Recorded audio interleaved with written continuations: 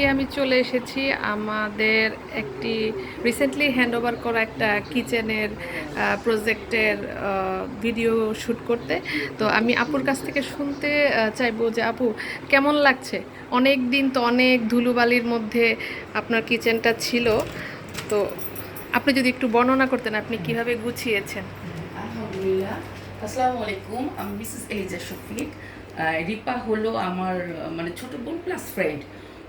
আমার খুব স্বপ্ন ছিল যে আমি একটা রান্নাঘর এমনভাবে করব যে আমার মানে স্বপ্নের রান্নাঘর, যেটা সব কিছু আমার হাতের কাছে থাকবে এবং আমি চাইলেই সব কিছু আমি জানি আমি আমার পরিপূর্ণ সব কিছু যেন আমার রান্নাঘরে থাকে।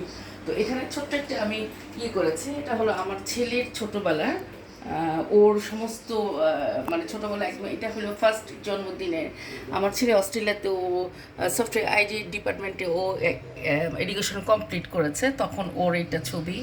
সেকেন্ড, এইটা ও যখন একটা কোম্পানিতে আছে, এটাতে জবের ছবি। এগুলো সব ওর ছোটোবেলা। এটাতে আর্মিতে ও যখন একটা প্রোগ্রামে জয়েন করেছিল, এটাতে একটা গিফট পেয়েছিল। এটা আমাদের ফ্যামিলির হ্যাপি ফ্যামিলির ছবি একটা।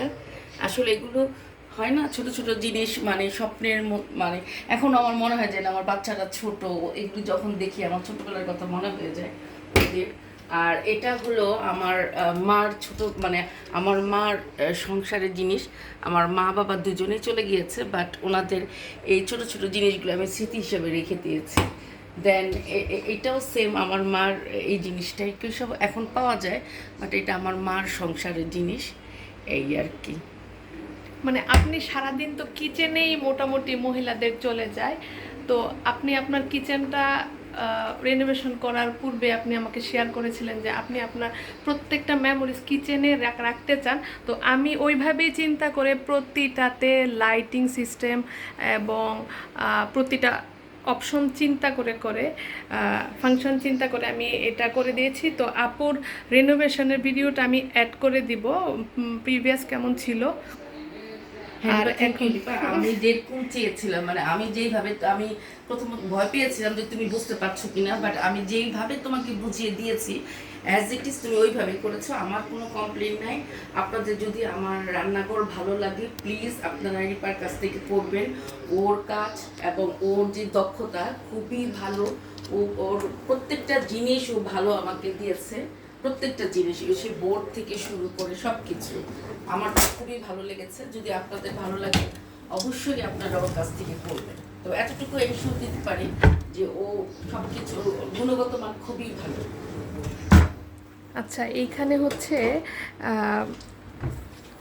পানির ফিল্টারটা নিচে রেখে দিয়েছি এবং এই পানির ফিল্টারের এই জার যে পানির ফিল্টারে জার ভরবে এটা এখান থেকে অপশন করা আছে।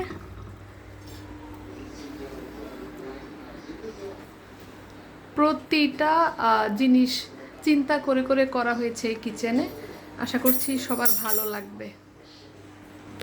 এই ডোরটার কথা বলতে পারে। হ্যাঁ, এই ডোরটা পূর্বে একদম ফুল ব্লক ছিল, তো আপুর